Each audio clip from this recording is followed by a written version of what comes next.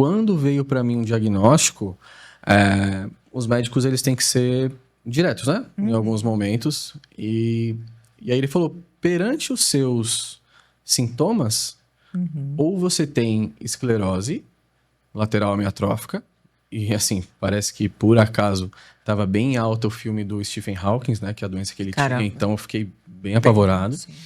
Ou você tem alguma doença venérea, e ele não tinha falado NMO. Ou você tá com algum espectro que te deu uma neurite e a gente vai descobrir o que é. Aí eu lembro que minha mãe tava do lado, nesse momento tava só minha mãe na sala, minha noiva não tava. E aí minha mãe falou, doutor, você tá falando que eu tenho que rezar pro meu filho ter uma doença venérea? Aí ele falou, mais ou menos por aí. Meu Deus. Você imagina, que eu tinha 2020, ia fazer 22 anos, né? Tava com 21 anos. Fiz um monte de exame, deu tudo negativo. Aí ele falou, olha, tem uma doença que ela é muito rara, não é muito rara, ela é rara, que tem as outras raras, né? Ela é rara, só que tem chance. E a gente não tem esse exame no SUS. Você tem condições de pagar? Graças a Deus, sou abençoado com uma família que, assim, não esbanjamos, mas a gente tem todo mundo trabalha, né? Todo mundo trabalha. E a gente conseguiu arcar com o custo do exame. Que deve ser caro. Tô falando de 2020, foi R$600, se eu não me engano. Assim, não é um valor estratosférico, absurdo, mas você... E que, na realidade, vamos combinar, poderia ter no SUS, né? Poderia ter no SUS. E hoje eu sei que ele está mais acessível, só que quando a gente fala de um país que tem um salário mínimo que a gente sabe que não atende às demandas básicas necessárias, deveria ter no SUS. Mas foi isso, eu descobri, e aí ele pediu para eu fazer um exame em um laboratório X, fui lá fazer, que na época era mais em conta, e deu positivo, 1/10. Só que eu não sabia o que era, então, até então eu não tinha chorado. Depois eu falo um pouco melhor de todo o decorrer até chegar no Como é que é o nome mesmo desse exame? É o antiaquaporina 4. Gente, até tudo em doença rara. Escuta aí você. O nome é difícil de pronunciar, a medicação, então, é impossível. E o nome dos exames, então, gente, mas repete, por favor, só para quem tá em casa. Exame de antiaquaporina 4. Antiaquaporina 4. Pelo pouco que eu entendo, porque sempre tem um exame, um estudo a mais na doença, enfim. Mas pelo que eu entendo, esse antiaquaporina, ele identifica os anticorpos que vão atacar realmente onde está se manifestando o sintoma. Então, quando coloca a aquaporina do meu sangue contra esse exame, não sei como que eles fazem, aí ele já mostra se o anticorpo está atacando ou não. E essa aquaporina, ela está presente na medula, assim, em demasia, né? Na medula e no nervo óptico. E o meu sintoma foi realmente a perda da visão. Então, nesse momento, eu já estava cego do olho esquerdo. Caramba. Então, quando você foi procurar ajuda médica, né? Que o médico não sabia se era esclerose, não sabia qual era a doença. Nesse momento, você já estava sem a visão do olho esquerdo. Já estava sem a visão do olho esquerdo. Por quê? Até chegar o diagnóstico, e foi rápido, mas é uma doença muito inflamatória. Então, ela evolui rápido. Ela evolui muito rápido. Eu tô falando de um intervalo de 4 semanas. Talvez 4 um mês. semanas. Talvez um mês do primeiro sintoma pra descobrir, eu já estava cego do olho esquerdo. Meu Deus do céu. Então, gente, olha o que eu falo. Olha o que eu falo. Quem tem doença rara merece urgência no atendimento, porque o Ayran falou aqui que desde o primeiro sintoma, passaram-se 4 semanas, ele já estava cego do olho esquerdo. E isso é muito grave. Por isso que as pessoas com doenças raras precisam de atendimento com urgência. Justamente por isso, para não perder nenhuma função. Mas continua a sua história. É muito importante o que você falou de ter o diagnóstico rápido, de ter o pronto atendimento. Por quê? A primeira coisa que a gente faz, tá com problema no olho, eu comecei a ver névoa, sabe, no olho, assim. Parecia que tinha um cisco e eu passava parecia que tinha um nevoeiro, assim. Isso. Parecia que estava embaçado o seu olho. Parecia que tinha uma nuvem. Uma nuvem, isso, a primeiro momento. Depois, essa nuvem, ela foi crescendo e é o máximo que eu consigo aproximar do que eu via, que é... Imagina uma água fervendo, uma ebulição.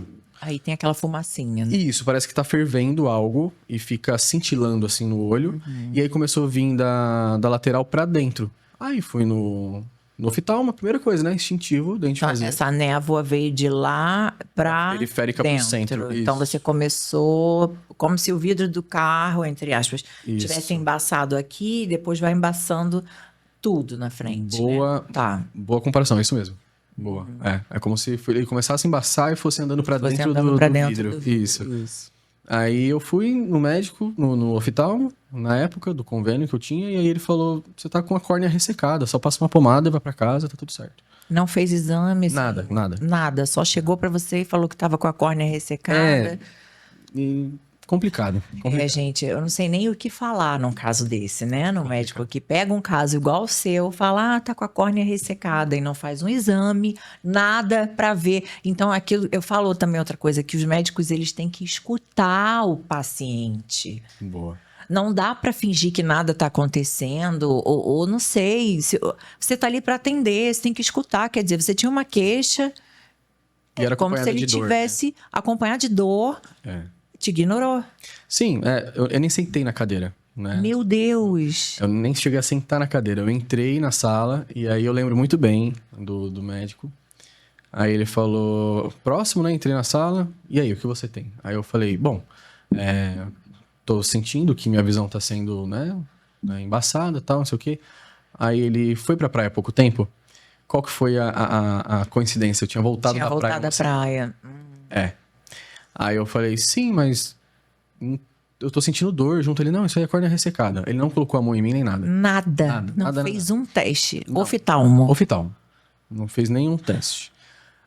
Enfim. Aí, tá, falei, poxa, fui no convênio, não resolveu, vou pagar uma consulta particular. Aí fui numa consulta particular. Então, esse médico era do convênio. Era do convênio, Meu Deus do céu. Eu ia fazer essa pergunta porque eu queria já começar a ter uma correlação se era do convênio, se era do SUS. Esse era do convênio. Então, você que está aí vendo a gente, olha o problema que a gente tem na saúde. Estou falando na saúde do SUS, na saúde pública, na saúde particular, na saúde. A falta de escuta, né? Continua. De fato. E por incrível que pareça, no SUS eu tive mais apoio Mais do atenção que no convênio. no convênio. Mas enfim, aí eu fui no particular. Aí ele falou, olha, não é normal isso que tá acontecendo com você. Aí sim, eu sentei na cadeira. Aí ele colocou uma luz. Mas assim, não, foi um degrau. Não é ainda o que uma pessoa merece um atendimento médico, mas foi um degrau a mais. Ele falou, olha, continua passando a pomada e passa esse colírio aqui, que até então é ressecamento de córnea. E seguiu. Aí ele jogou a luz no meu olho, aí ele falou, te incomoda a luz? Aí eu falei, incomoda, só que eu sempre tive fotofobia, desde pequeno. É uma condição que eu sempre tive. Aí ele falou, bom, então você espera uma semana, passando essa pomada, se piorar, você vai precisar procurar um neurooftalmo. Aí eu falei, bom, então tá bom, em uma semana. Aí ele falou assim, não, mas relaxa que vai passar, na sua idade, isso aí deve ser... Aí ele começou a desconfiar de enxaqueca. Que ele falou que enxaqueca podia dar isso, porque eu tava sentindo dor desse lado, né? Aí, uma semana, nada. Aí, a minha mãe falou, não, a gente tem que dar um jeito, vamos... Aí me levou no hospital do SUS, lá perto de casa. E aí, mais uma vez, uma falha no sistema. Cheguei lá, na emergência, a gente só tem clínico geral aqui. Se você quiser. Meu Deus do céu. E assim, é um hospital referência da Zona Sul de São Paulo, um dos. Caramba. A gente só tem clínico geral. Se você quiser marcar uma consulta... Ah, tá, mas e aí? E aí, a consulta tinha pra quando? 2 meses. Gente, aí volta, né? Uma Vamos lá. A consulta com o oftalmologista, né, tinha para 2 meses na rede pública. Se ele, com 4 semanas, já perdeu totalmente a visão do olho esquerdo, com 2 meses ele ia perder a visão dos 2 olhos. Certamente. Porque olha a demora para atender uma pessoa, um paciente com doença rara. Por isso que eu falo e vou falar aqui de novo. O doente raro, ele não pode esperar tanto tempo. Ele tem que ser atendido. E a gente precisa... Vamos dar um jeito de mudar isso, quem sabe? Não, então, assim, o caminho é longo, mas eu tenho fé e creio que a gente vai conseguir melhorar aos poucos. Aos poucos. Aos poucos. Aí cheguei, aí fui lá e falou, bom, não tem. Só que, de novo, foi mais um degrau. Assim, as moças que me atenderam, elas me acolheram bem. Só que elas vão fazer o quê? Não tinha médico. Não tinha médico? Aí a enfermeira ficou conversando comigo e ela foi tirando... Ela falou assim, ó, por experiência eu vou te avaliar aqui. Eu lembro muito bem, ela foi perguntando um monte de coisa. Tem contato com gato? Não. Cachorro? Não. Nas últimas 24 horas sentiu tal coisa? Não. Ela foi me ajudando com o que ela conseguia ali. Porque, Sim. assim, é importante salientar que do outro lado tem pessoas que querem fazer a diferença, só que falta insumo, né? E muitas vezes até profissionais. Aí ela foi por eliminação, aí ela falou, olha, o que você tem não é nada simples, porque eu eliminei tudo que poderia ser só com perguntas. Faz o seguinte, vai no hospital tal, que é uma referência aqui de São Paulo, o Hospital São Paulo, que realmente me ajudou. Foi onde eu tive o diagnóstico. Só que é aquilo, né? É rede pública, é cheio. Aí eu cheguei no Hospital São Paulo de madrugada. Aí entra um pouco da fé, né? Dei ali, pode chamar de Deus, universo, enfim. Sim. Dei a sorte, pode ser chamado de sorte também, do médico plantonista ser neurooftalmo. Nossa, foi a sorte, mesmo. Foi a sorte, foi Deus, foi a sorte que eu tive ali. E aí ele falou, senta aí, Dr. Guilherme, lembro até hoje. Senta aí, você tá sentindo dor, tá perdendo a visão e é progressivo? Tá bom. Aí ele jogou uma luz na minha cara que parecia um holofote de estádio, assim, sabe? Muito forte.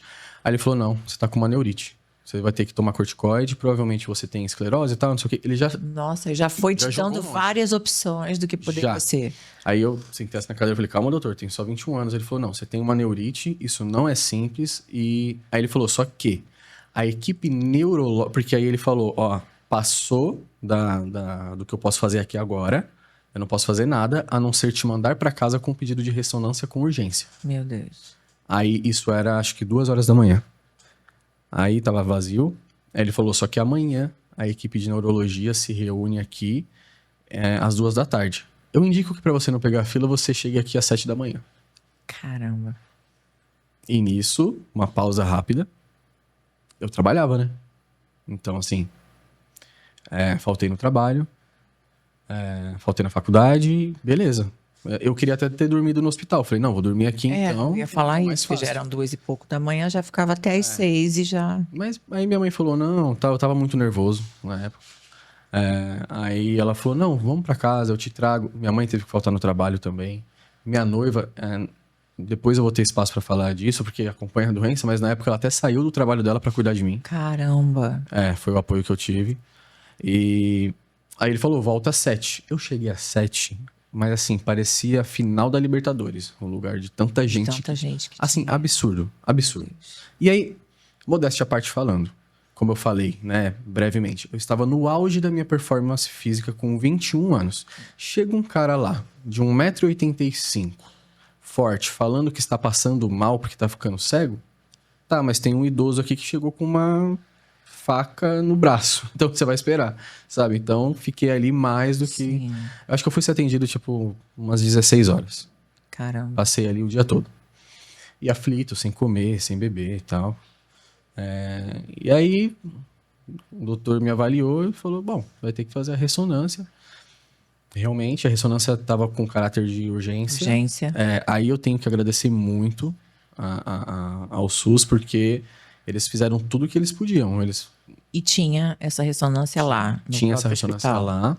Só que, mesmo em caráter de urgência, é o que o doutor falou pra mim. Ele falou, o seu caso, você tinha que fazer a ressonância agora, já internar e não sair daqui. A gente não tem essa opção.